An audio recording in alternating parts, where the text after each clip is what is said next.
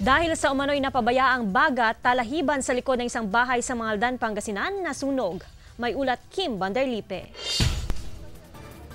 Sumiklab ang sunog sa malawak na talahiban sa isang bakuran sa Barangay Malabago, Mangaldan, Pangasinan. Ang may-ari ng lupa na si Kuya Wilfredo, 15 taon na umanong nagpapanday sa likod ng kanilang bahay. Posible umano na may napabayaang baga at hinangin papunta sa talahiban. May nagsusunog ba dyan, sir? Hindi, wala naman. Dito mo. Kasi tumasik yung yung uling na maliliit. Yan. Kaya maraming dyan, yung daon-daon ng mga umbrella, biglang lumiyaw.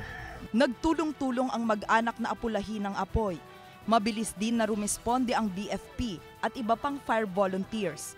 Walang nadamay sa sunog at wala ring nasaktan. Pero pumunta ko rito mga mag-alas 4, pero may umuusok pa dyan. Kaya nung medyo lumiwanag mga alas 5, kumuha ko ng balde. Payo ng otoridad, ugaliing putulin ang madamo o talahib upang makaiwas sa grass fire, lalo na ngayong tag-init. Iwasan nilang magsunog, ma'am,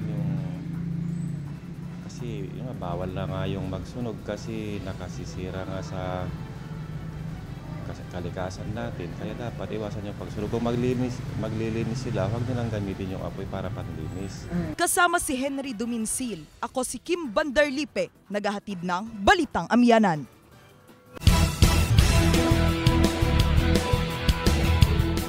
Marso at Abril ang ilan sa pinakamainit na buwan sa buong taon. At dito rin kadalasan nag-uumpisa ang panahon ng tag-init o tagtuyot sa bansa.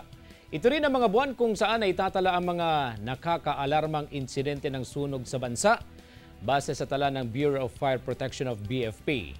Pero kahit tapos ng Fire Prevention Month, ang kampanya kontra sunog ng BFP ay tuloy-tuloy pa rin. Lalo na't nakapagtatala pa rin ng mga insidente ng sunog ngayong nararanasan ang weak El Nino.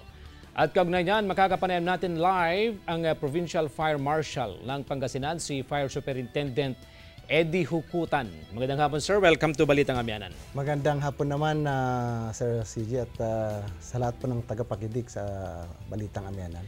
Kumusta so far ang kampanya natin kontra sunog katatapos lang ng Fire Prevention Month, March 1 to March 31? Bumababa yung insidente ng sunog o tumaas? Masasabi natin, Sir CG, na ang buwan ng March nitong 2019 ay bumaba po ng kumpara po doon sa sunog nung nakarang taon, yung pareho pong buwan. Mayroon po tayong naitalang 49% na pagbaba ng sunog.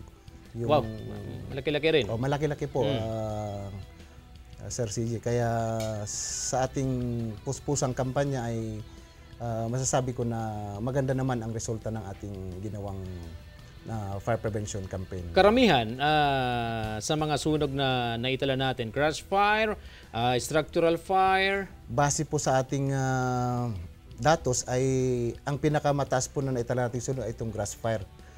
Talaga po sa init po ng panahon ngayon, talagang napakabilis pong masunog ang mga talahiban natin, mga grass natin. Kaya po ito po ay nakikita palagi po nating nire-respondihan dito po sa Pangasinan.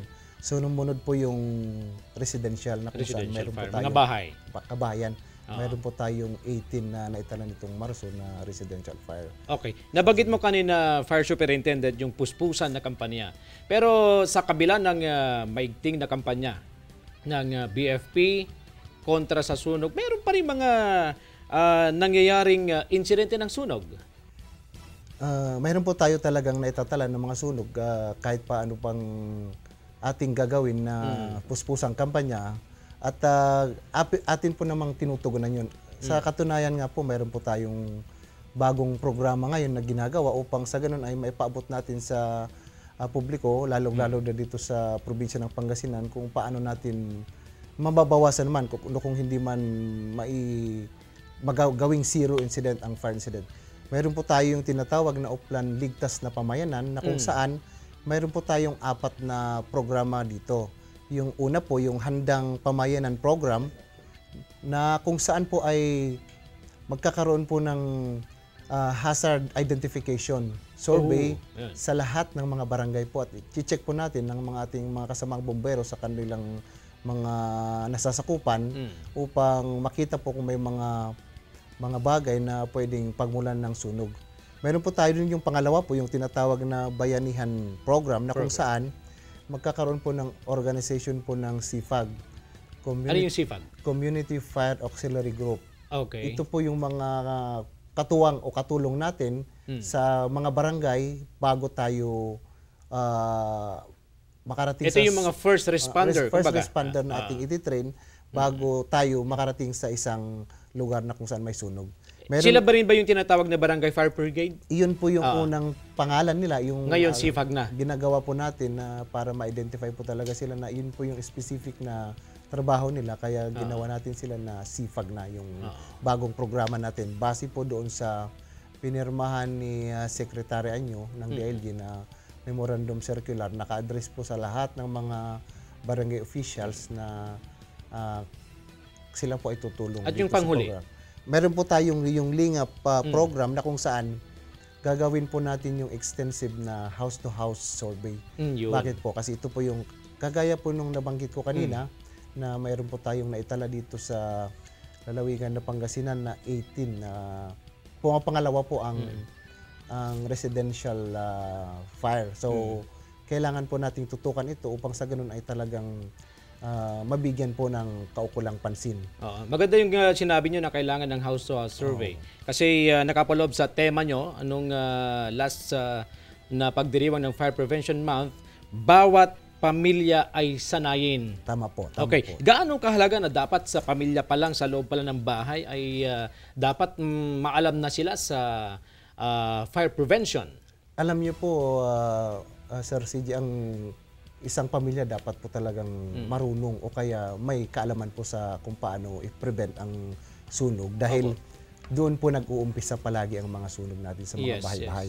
Sa pagluluto pa lang, sa mga napapabaya ang mga appliances ay talaga pong doon nakikita natin na talagang malaki po ang porsyento ng naitatala nating sunog. So, kung maturuan sila kung paano na nila gawin na maayos at para gawin nilang maiwasan ang mga ganong posibleng pangyayari na pagkakaroon ng sunog ay malaki pong bagay, malaki pong kabawasan sa ating naitatalang sunog sa buong kapuluan. Kumusta naman po ang manpower ng Bureau of Fire Protection, yung mga kagamitan?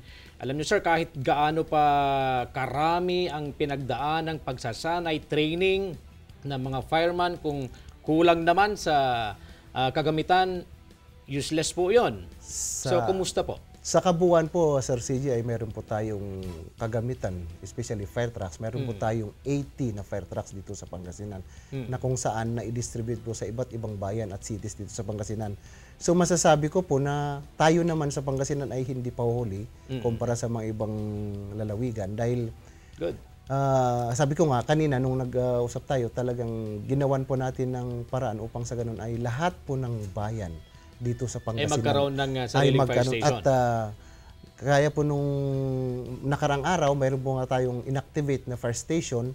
Mayroon po tayo dun sa San Jacinto, sa Babini, sa Burgos, sa Bautista, at bukas po ay doon po sa Alcala. So ilan na lang ang walang fire station? Ang bayan po ng Santo Tomas ay isusunod na rin po natin. Okay. In 2 months time ay bibigyan po natin sila ng fire truck doon upang sa ganun ay talagang totally ang buong Pangasinan ay magkakaroon na ng firefighting capability. Ayun po ay may fire truck, may personnel at kung ano pang kailangan. Gagawin po natin yun upang sa ganun ay talagang matutukan po ng bawat bayan. Kasi kung manggagaling pa sa isang bayan, yung magre-responde sa isang atrasado na. Masyadong malayo at marami na pong pwedeng mangyari sa sunog. Sir, tagtuyot ngayon, nararanasan natin yung weak El Nino, mainit ang panahon. Alam naman natin ang Bureau of Fire Protection nakasentro ang operasyon nila sa pamamagitan ng tubig. So paano natin ina-address ang problemang ito? Hindi ba tayo nagkukulang sa tubig? Tama ka dyan, Sir Rasilia. Actually, ang tubig ang buhay ng bumbero upang sa ganun ay mag-effective ang kanilang serbisyo, ang kanilang operasyon para tugunan ang anumang klaseng sunog na sa kanilang nasasakupan. So, ang ginawa po natin ay nagkaroon po tayo ng survey ng identification ng possible source of water at nagbigay po tayo ng direktiba sa lahat ng stations dito sa lalawigan ng Pangasinan upang sa ganun i-check nila kung saan po yung pwede nating pagkunan ng tubig kagaya ng mga ilog, mga sapa at makikipag-coordinate po sila sa mga water refilling station at sa mga delivery fire trucks upang sa ganun ay sila po ang aalalay sa atin kung sakaling talagang maubusan na yung tubig na nakalaan doon sa fire hydrant. So, yun po yung action na ating gagawin dahil kailangan nating i-address ito dahil talagang sa init ng panahon, talagang kukulangin talaga tayo ng tubig. Pero sabi ko kanina, yun po yung talagang ating gagawin upang matugunan ito, Sir CG. Panghuli, Fire Superintendent Hukutan, paalala na lang sa public para makaiwas sa insidente ng sunog. Kadalasan po, Sir CG, ang pinagmumulan ng sunog ay negligence po. So, magiging aware po tayo, magiging fire conscious po tayo, lalong-lalo na sa ating kabahayan. Kasi kung ating gagawin yan na routine sa buhay natin ay may iwasan po natin ang pagkakaroon ng sunog, lalong-lalo na sa ating mga ari-arian. Sabi ko nga, di bali ng manakawan, huwag lang masunugan. Dahil lahat ng pinaghirapan, lahat ng inipon mo ay mawawala yon sa isang iglap kung tayo ay maging pabaya sa ating mga ari-arian. Okay. Maraming salamat, sir, sa pagkakataong ito. Sana sa mga susunod pang araw mabisita ka namin dito sa Balitang Amyanan para sa mabanggit nyo rin yung iba pa yung programa sa publiko. Maraming salamat din, Sir Sige, at binigyan mo po ako ng pagkakataon upang parating sa ating mga kababayan kung ano yung mga programa ng Bureau of Fire dito sa Pangasinan. Okay, agyaman ang sir. Maraming salamat si Fire Superintendent Eddie Hukutan, ang Provincial Fire Marshal ng Pangasinan.